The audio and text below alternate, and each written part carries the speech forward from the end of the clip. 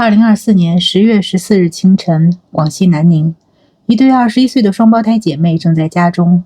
妹妹刚刚结束一段噩梦般的恋爱关系，那个男人用假名和她交往，对她施暴、拍裸照，以家人性命相威胁。就在那天清晨的7点多，那个男人持刀闯入他们的住处，姐姐被砍成重伤2级、7级伤残，妹妹被强行带走。数小时后，被发现坠亡在离家不到2公里的一个陌生小区的3楼平台上。而在案发前不到2小时，妹妹刚刚和那个男人一起从派出所走出来，他们签了一份调解协议书。更令人心碎的是，案发前一晚，妹妹曾2次拨打报警电话。第一次，派出所说不归我们管；第二次，派出所组织双方进行了调解。调解后不到2个小时，悲剧发生了。今天就请跟随小薇一起走进这个令人痛心的故事。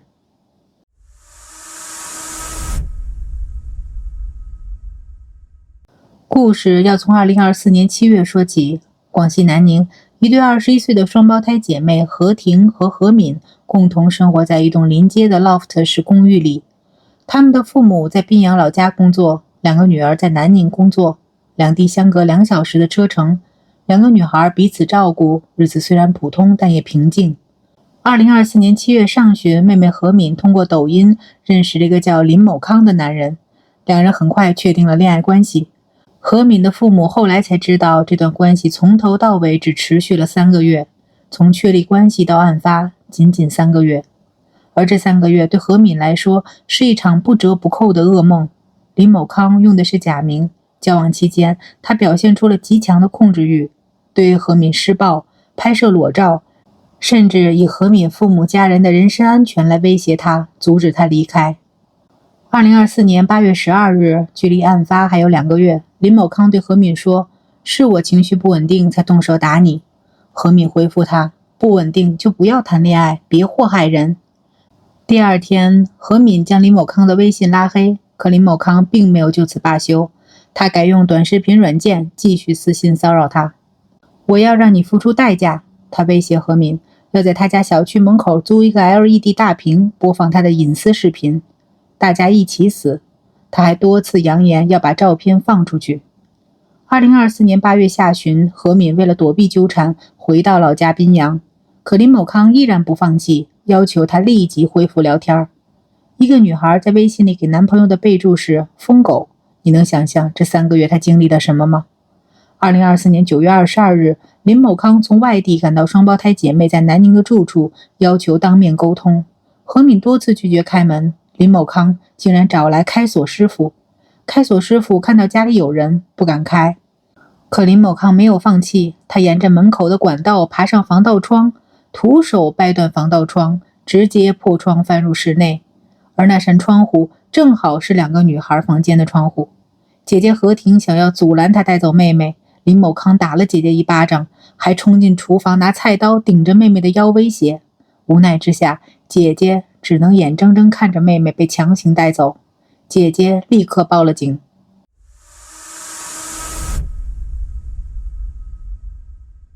姐姐报警后，南宁市公安局江南分局沙井派出所出警，于次日凌晨将林某康抓获，并现场扣押菜刀1把。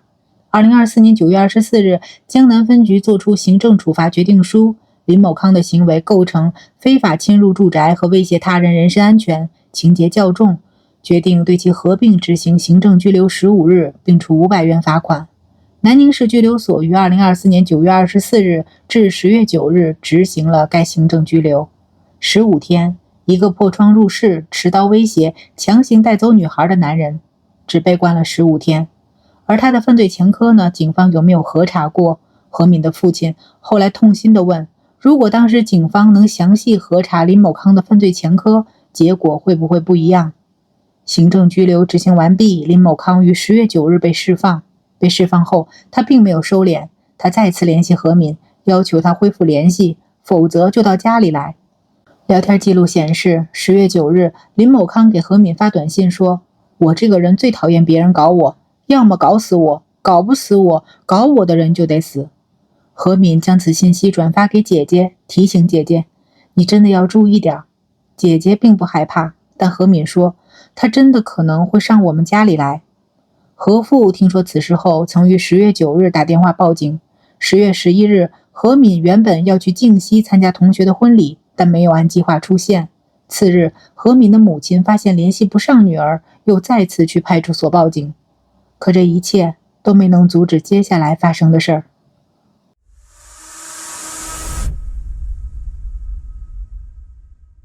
2024年10月13日晚，何敏再次被林某康殴打。当晚，何敏向沙井派出所报警，民警出警后称案发地非该所管辖，需到上饶派出所处理。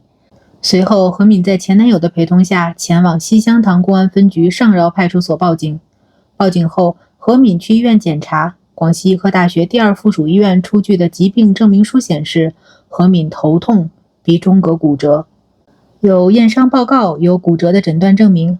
按照公安机关办理行政案件的程序规定，林某康的违法行为属于其他不以调解处理的情形，不应当以调解结案。可上饶派出所还是组织了调解。林某康自行到达派出所，10月14日凌晨5时30分至5时46分许，双方签订了治安调解协议书。林某康向何敏鞠躬，随后各自离开派出所。离开派出所的时间是5时48分左右。当天清晨7时许，也就是离开派出所不到2小时，林某康持刀闯入何敏家中。他先将姐姐何婷砍成重伤2级、7级伤残，随后林某康强行带走了何敏。他把何敏带到了一处陌生小区的顶楼天台。何父后来告诉记者，林某康最初承认他在楼顶将何敏踢下了楼，但在该案的首次庭审中，林某康改口称何敏是自己跳楼身亡。何敏的遗体是在离家不到2公里的一个小区3楼平台上被发现的。一个21岁的女孩就这样离开了这个世界。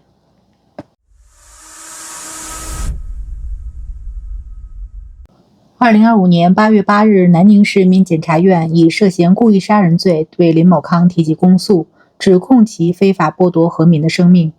2025年9月22日，该案在南宁市中级人民法院一审开庭。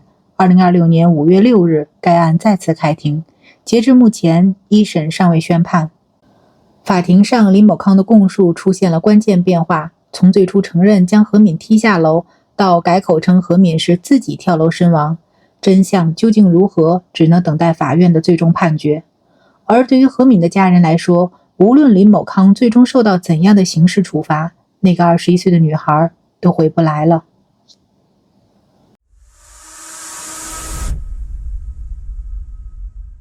女儿遇害后，何父反复思考一个问题：如果警方在关键节点采取了不同的处置方式，这场悲剧是否能够避免？他认为警方在多个关键节点存在失职行为，没有详细核查林某康的犯罪前科，在何敏提供了验伤报告、鼻中隔骨折的情况下，仍以调解方式结案，未依法受理登记警情。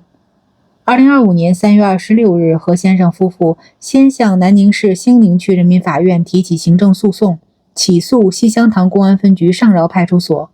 同年8月12日，他们又起诉了江南公安分局沙井派出所。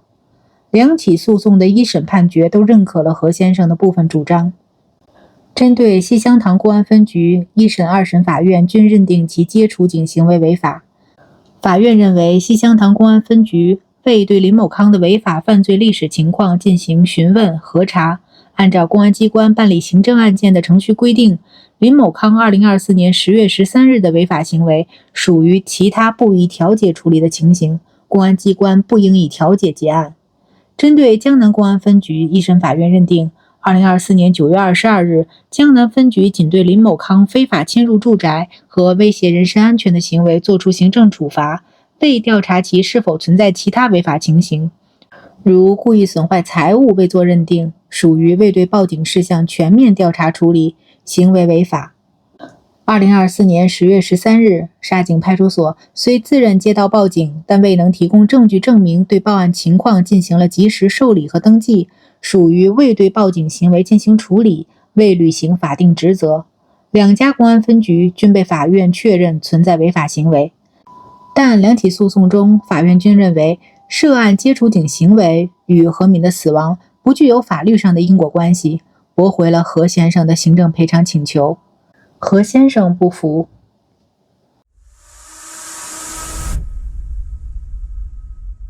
针对西乡塘公安分局的诉讼已于2026年1月23日二审宣判，维持原判。针对江南公安分局的诉讼，二审于2026年6月17日下午在南宁市中级人民法院开庭审理。二审开庭当天，何先生向法院提供了案发前5次报案的新材料。何先生认为，警方的行为导致危险逐级升级，其行政不作为与本案死伤结果存在直接法律因果关系。他说，小女儿被害身亡，大女儿何婷重伤，产生的医疗费、手术费、康复费合计25万元，并直接导致了大女儿终身残疾，身心永久受损。他们的诉求是希望二审法院维持一审判决中认定江南公安分局违法的部分，同时改判江南公安分局赔偿精神损失费、医疗费等各项损失，共240多万元。当天下午持续1小时的庭审结束，法院宣布休庭，未当庭宣判。何先生在接受采访时说，此次开庭他没有请律师，因为此前起诉2家公安分局的官司已经代价高昂，加上大女儿被砍伤手指，高昂的医疗费和诉讼费用拖垮了本就不富裕的家庭，目前已负债数十万。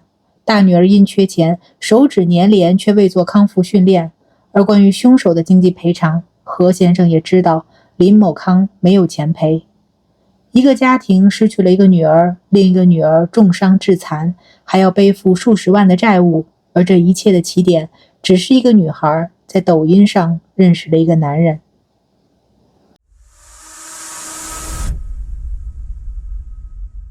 何敏的故事讲完了，可这个故事留给我们的追问远远没有结束。一个21岁的女孩在恋爱中遭受暴力、威胁、裸照勒索，她多次报警，多次求助。第一次报警，凶手被拘留15天，出来后变本加厉。第二次报警，派出所说不归我们管。第三次报警，派出所组织了调解，签了调解书。不到2小时后，他坠楼身亡。2家公安分局都被法院认定存在违法行为，但法院说这些违法行为和女孩的死亡没有因果关系。那到底什么才是因果关系？如果第一次报警时，警方核查了林某康的犯罪前科，如果第二次报警时，警方没有以不归我们管来推拒，如果第三次报警时，警方没有以调解结案，而是依法采取更严厉的措施，这个21岁的女孩是不是还能活下来？这些问题或许永远没有答案，但我们知道的是，何先生还在坚持，他背着债，没有请律师，自己走上法庭，为女儿讨一个说法。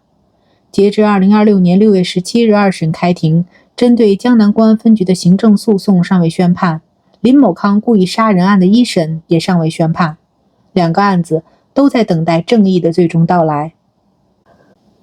感谢您收看今天的小薇说案，我是小薇，我们下期再见。感谢大家观看今天的案件解析。如果您喜欢我们的内容，别忘了点赞、订阅小薇说案，打开小铃铛，第一时间获取最新更新。有什么想法或想听的案件，也欢迎在评论区留言，和小薇一起讨论。我们下期再见。